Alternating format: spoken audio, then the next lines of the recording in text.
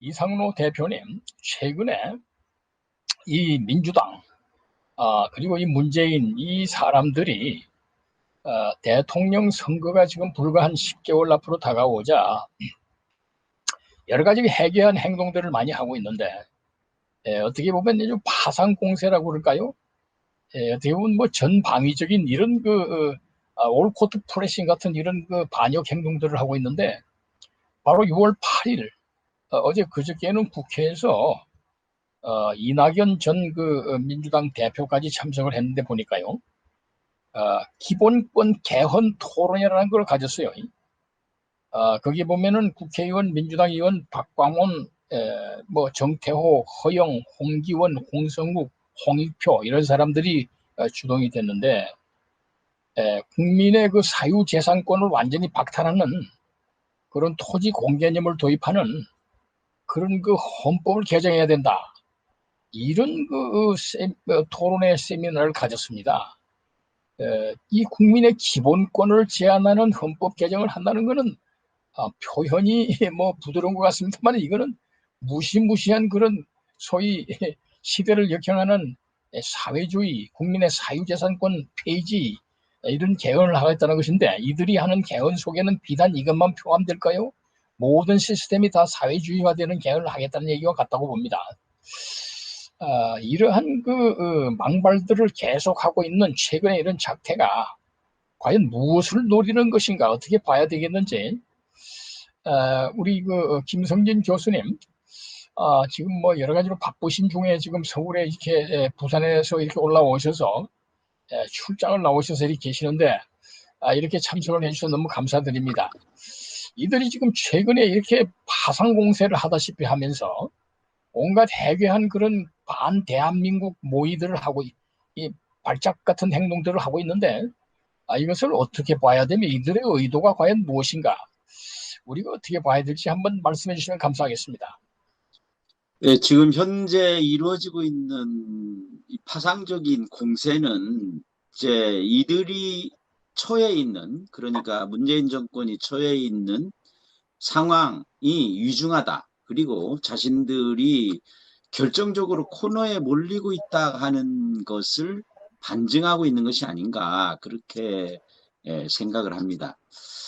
아시다시피 주민자치 기본법도 역시 아까 이승학 대표께서, 사무총장께서 얘기했던 그 4.3 사태를 주도했던 남로당 인민위원회의 그런 행태를 전국 3,400여 개의 읍면동에 그대로 뿌리내리게 하겠다라는 것이라고 볼 수가 있고, 또한 이제 이 차별금지법, 평등 및 차별금지와 관련된 법안, 이것도 역시 수차례 기획이 된 것이지만 그 핵심이라고 하는 것은 결국 동성애와 동성혼을 합법함으로써 기존의 우리 질서와 체제를 완전히 무너뜨리고자 하는 그런 시도라고밖에 볼 수가 없습니다.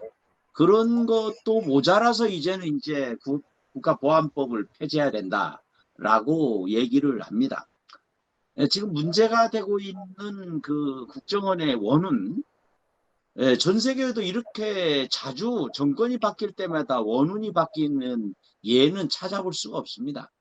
문재인의 그 출생과 그 다음에 그 본적 뭐 이런 것에 대해서 국민적인 그 의혹이 제기되어 있는 상태이고, 그 다음에 이제 박지원이라는 사람의 그 선대, 아버지와 할아버지, 뭐 삼촌 이런 사람들의 그 과거 활동에 대한 의혹도 제기되어 있는 상태인데, 이런 사람이 대통령이 되고 국가 안보를 선두에서 이렇게 이끌고 있는 국정원의 최고 책임자라 하는 것은 대한민국이 현재 얼마만큼 위기에 처해 있는가라는 것을 단적으로 보여주는 예라고 할 수가 있습니다. 조금 아까 거론된 바 있는 그 신용복이 어떠한 사람입니까? 그 다음에 지금 이제 신용복의 제자라고 할 수가 있는 탁현민 탁현민뿐만이 아니죠. 지난번에 이제 문제가 됐던, 그래서 지금 아마 거기에서 물러난 것으로 보이는 김제동 뿐만 아니라 지금 공수처의 그 수사를 받을 1호 대상자인 그 서울시 교육감 조희연, 그 다음에 경기도 교육감, 다 이런 사람들이 성공회 대학이라고 하는 특수한 쪽에 다 몰려있다라는 것부터가 이상한 일이죠.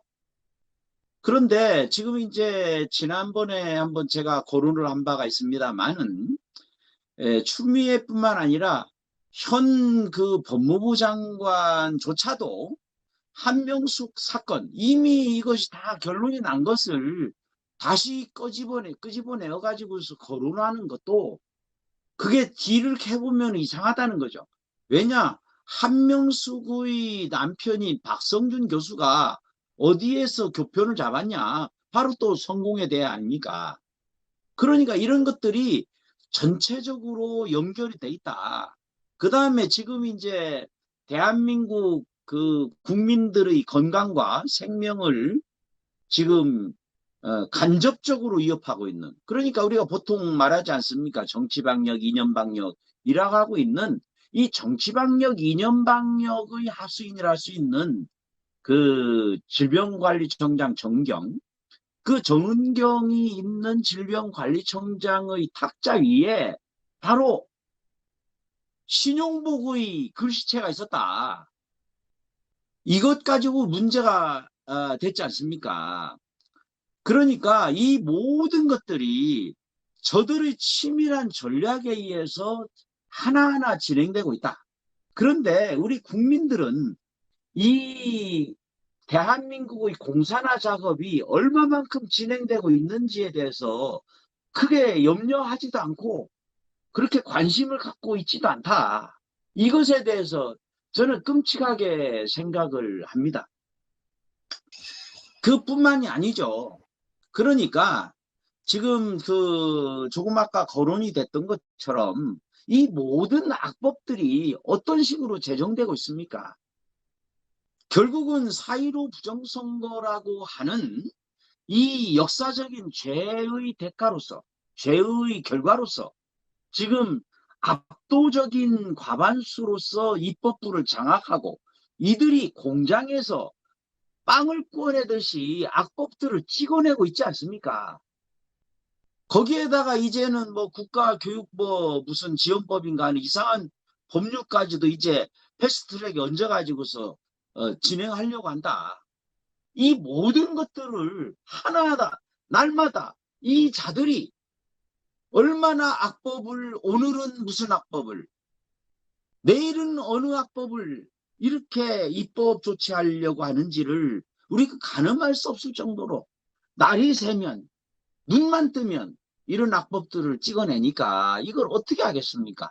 그런데 그런 간첩, 아까 얘기가 그게 사산사태하고 국정원하고도 밀접한 관련이 있는데 세상에 어떻게 국가 전복을 꾀했던, 그리고 대한민국 건국을 부정하면서 이 단독 선거를 막으려고 무장봉기를 했던 이 사람들, 이 사람들까지도 분별 없이 희생자로 처리를 해서 다 이거 뭐 수억 원씩 보상금을 주겠다. 이거야말로 국민 세금 혈세를 들여가지고 대한민국 건국을 방해하고 결정적으로 무장봉기까지 해가면서 막으려고 했던 국가 반역 세력들에게 포상금을 주는 것과 뭐가 다르겠습니까?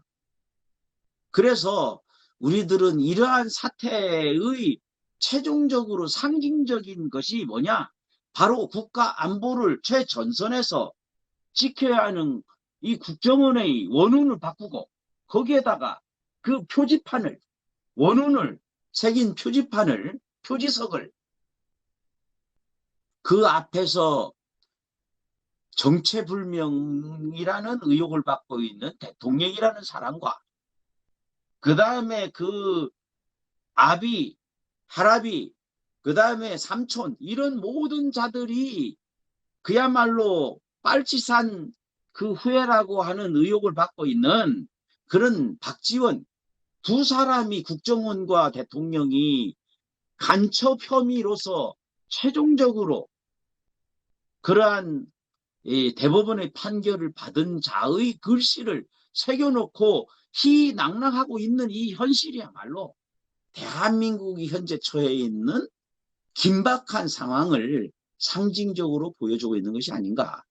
그래서 우리는 결론적으로 이러한 잘못된 역사의 흐름을 바로잡고 대한민국의 정체성을 지키기 위해서는 내년 3월에 치러질 대선에서 반드시 승리를 해야 되고, 곧 이어서 6월 달에 실시되는 지방선거에서 애국심과 자유민주주의 이 이념으로 똘똘 뭉쳐진 사람들을 국민의 대표로 뽑아서, 시민의 대표로 뽑아서 대한민국을 다시 반석위에 세워야 되지 않겠는가, 그렇게 생각합니다.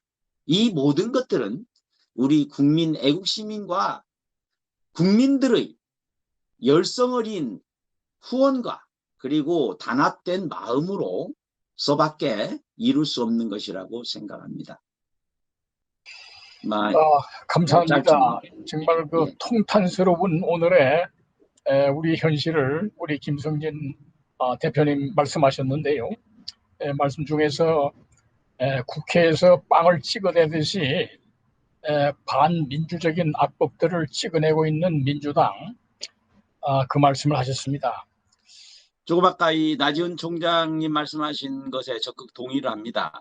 그러니까 예전에 어느 스님이 빨갱이로 죽여야 돼 이런 말까지 했는데, 이게 우리 결정적인 약점은 그 저들 좌파 그 선대선 있는 자들 그리고 실행하는 자들을 정상적으로 상식적으로 판단하기 때문에 문제가 된다는 것입니다.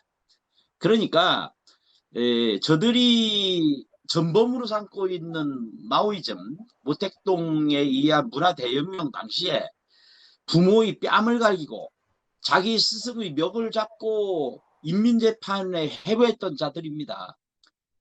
그래서 자살에 이르게 하고, 그리고 제자가 스승을, 자식이 애비를 이렇게 무한 이렇게 감시하고 모욕을 주고 했던 이런 자들의 행태를 여전히 이들이 답습하고 있지 않느냐, 이렇게 생각하지 않으면 절대로 저들을 당해낼 수 없다, 이렇게 생각을 하는데, 지금은 이제 우리가 이 지금 현재 국면에서 볼 때 어떤 점이 위태로우냐, 그러니까 김대중, 노무현, 문재인의 집권 과정을 보면 얘들은 철저하게 역할 분담을 합니다. 제도권 정당에서 할 수 없는 부분은 제야운동권이라는 이름으로 그들에게 일종의 역할 분담을 해서 공격할 때는 공격하고 감싸줄 때는 감싸주고, 그렇게 하면서 한 자리가 모여서 정권을 뺏는 이런 단계를 거쳐왔는데, 그와 반대로 자유우파의 경우에는 언제나 조금이라도 뭐 얘기를 딴지를 거는 것처럼 보이면 이건 분열이다, 뭐 불확실하다, 이런 식으로 해서 매도를 해버린다는 거죠.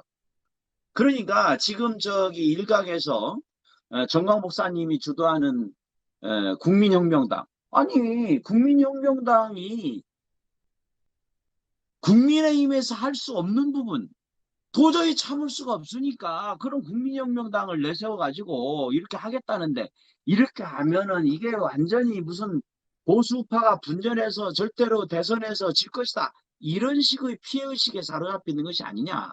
그래서 제가 지금 이 자리를 빌어서 이런 것은 역할의 분담이지 결코 분열이 아니다라는 것을 말씀을 드리고 싶습니다. 지금도 마찬가지 아닙니까? 그러니까 더불어민주당에서 하지 못하는 일을 늘 보면은 우리 뭐 열린우리당인가요? 열린우리당 그 뭐 최강욱이 대표로 있는 그런 쪽이라든지 또는 정의당이라든지 이런 역할 분담을 해서 적재적소에 알맞게 이렇게 주동을 하도록 만들어준다는 것이죠. 그런데 우리 자유우파는 이게 안 돼요. 전략적인 접근이 안 된다는 것입니다. 무조건 하나 국민의힘의 국민의힘 여기에서 벗어나면 이들을 비판하면 무조건 이 뭐 프락치니 뭐 분열주의자니 분파주의 이렇게 몰아가기 때문에 손발을 다 잘라놓고 몸통만으로 싸우고자 하는 것과 똑같다는 것이죠. 그래서 우리 국민들이 애국 시민들이 마음을 열고 이거는 이제 대한민국 운명에 달린 절체절명의 위기 상황이기 때문에 좀 더 큰 틀에서 전략적으로 움직여야 되지 않겠느냐. 그리고 같은 틀에서 오로지 하나 정권 교체라는 이 큰 대의를 위해서 과거에 이런저런 거를 잊고 하나로 뭉쳐야 된다. 그리고 또 결코 이런저런 움직임이 분열이 아니라 역할의 분담이다라는 것을 우리 애국 시민들께서 꼭 좀 이해를 해주셨으면 좋겠다. 그렇게 생각합니다. 이상입니다.